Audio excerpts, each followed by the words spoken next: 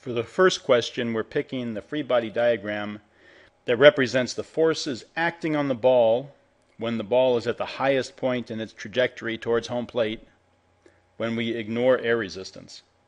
So as always, when I draw free body diagrams, I look to see what is touching the ball.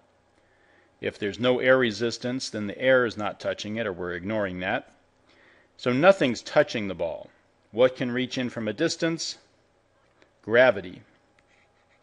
So there's the weight of the ball down, and there's no other force.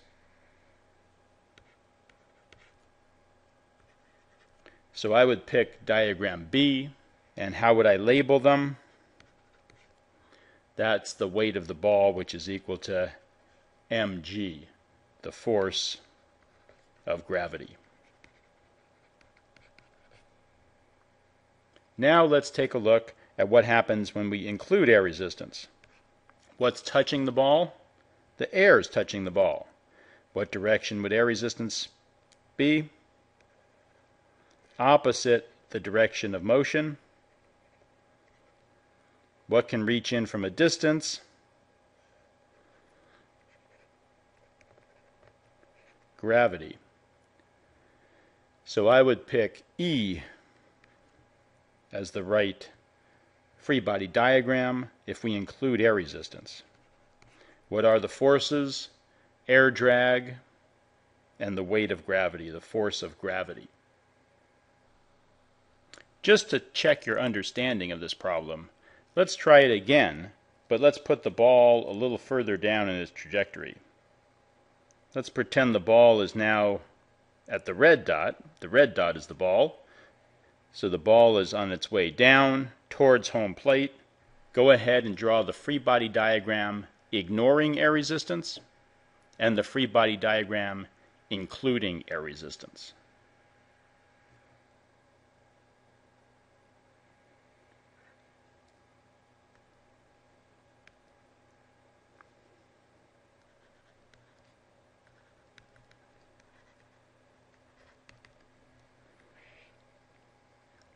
So if we ignore air resistance, let's draw the free body diagram.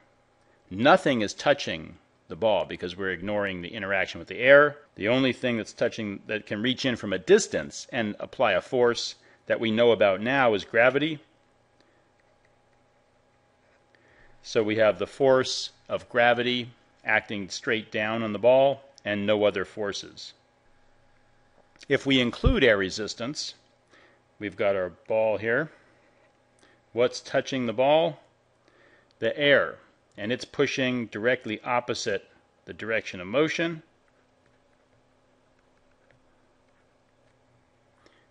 And what can reach in from a distance?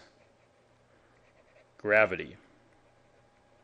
So we have two forces acting on the ball, air drag and gravity. Air drag always points opposite the direction of motion.